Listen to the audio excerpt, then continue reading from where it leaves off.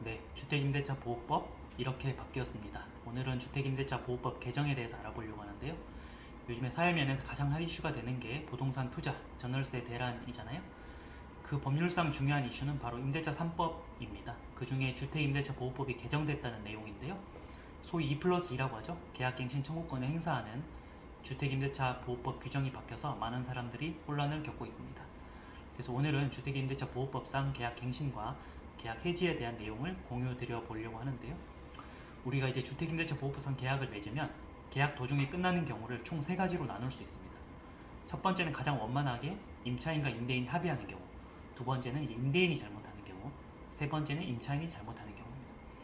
첫 번째는 합의하는 경우는 계약 기간이 남긴 했는데 임차인이 방을 빼겠다고 집주인에게 먼저 연락하는 경우입니다. 그러니까 임대인이 공사나 실거주해야 된다는 이유로 방을 먼저 빼달라고 요구하는 경우도 있긴 한데요.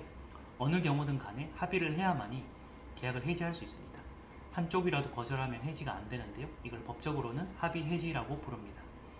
간혹 이제 임차인 중에서 자기가 원할 때 방을 얼마든지 빼는 것도 가능하다라고 잘못 알고 있는 분들도 있는데요. 이거 잘못된 상식입니다. 계약 도중에는 임대인이 합의해줄 때만 임차인이 방을 뺄 수가 있습니다. 보통 이제 임대인이 이렇게 얘기하죠. 다음 세입자 구해지면 보증금을 주겠다. 엄밀히 말하면은 계약 도중에는 다음 세입자가 구해지는 것과 무관하게 임대인이 계약 해지를 거절할 수 있습니다. 하지만 계약이 끝났다면은 다음 세입자 구해진 것과 무관하게 돈을 또 줘야 되는 거죠. 그래서 계약 기간 도중에는 임차인이 원할 때 방을 빼는 거는 임대인이 협조해줄 때만 가능하지 협조를 안 해주면 거절할 수도 있다.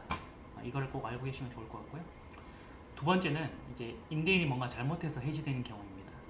예컨대 이제 여름철 장마가 심해서 누수가 돼서 건물 하자가 있는 경우에 이럴 때는 이제 건물주가 제대로 고쳐주지 않으면 임차인이 계약을 해지할 수 있는 거죠.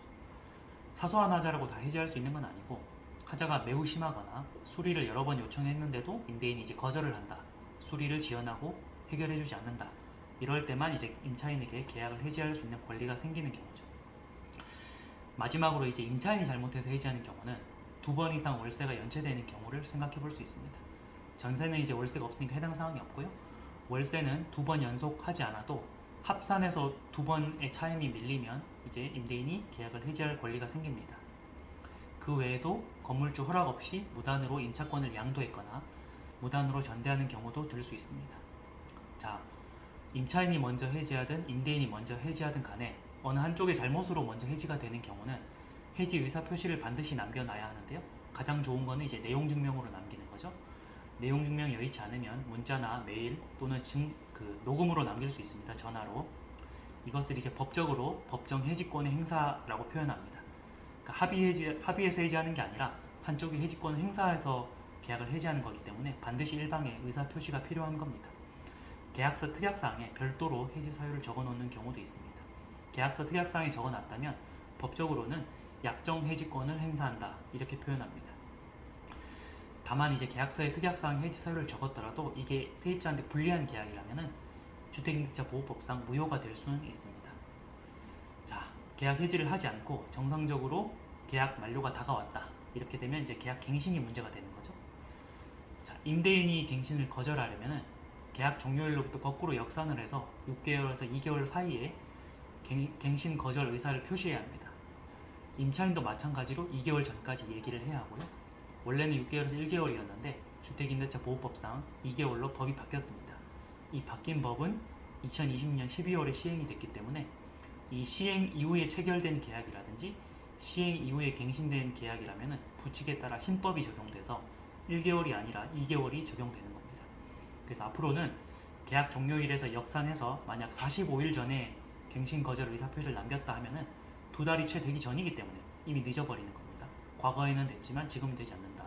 그래서 주택임대차 보호법이 2020년 12월에 바뀌었기 때문에 앞으로 갱신을 거절하려면 반드시 계약 종료일로부터 2달 전에 임대인이든 임차인이든 미리 얘기해야 된다. 이걸 알고 계시면 될 것 같습니다. 만약에 서로 간에 아무런 말이 없었다 라고 하면은 묵시적으로 이제 갱신이 되는 거죠. 이거는 이제 주택임대차 보호법상 내가 계약 갱신권을 요구하는 것과는 다릅니다. 그래서 서로 간에 말이 없이 묵시적으로 갱신이 돼버리면 이건 이제 자동으로 같은 조건으로 한 번 더 연장되는 거기 때문에 주택임대차 보호법상 계약갱신 요구권을 한 회 행사할 수 있는데 그 계약갱신 요구권이 하나 남아있는 게 되는 겁니다. 자, 다만 이제 계약갱신 요구를 하든 묵시적 연장을 하든 예외가 있는데요. 2달 이상 연체가 됐다. 아니면 말씀드린 것처럼 건물주 동의 없이 무단으로 임차권을 양도했거나 전대를 했다. 아니면 건물을 파손했거나 이런 경우에는 예외가 적용됩니다. 그리고 개정법에 따르면 건물주가 실거주하는 경우, 이때는 직계존비속을 포함합니다. 건물주가 실거주하는 경우에는 세입자가 계약갱신 요구권을 행사해도 거절할 수 있는 예외가 있는 거죠. 다만 이제 건물주가 거짓말을 해서 내가 실거주한다고 했지만 다른 세입자를 받는 경우, 그게 차후에라도 밝혀지면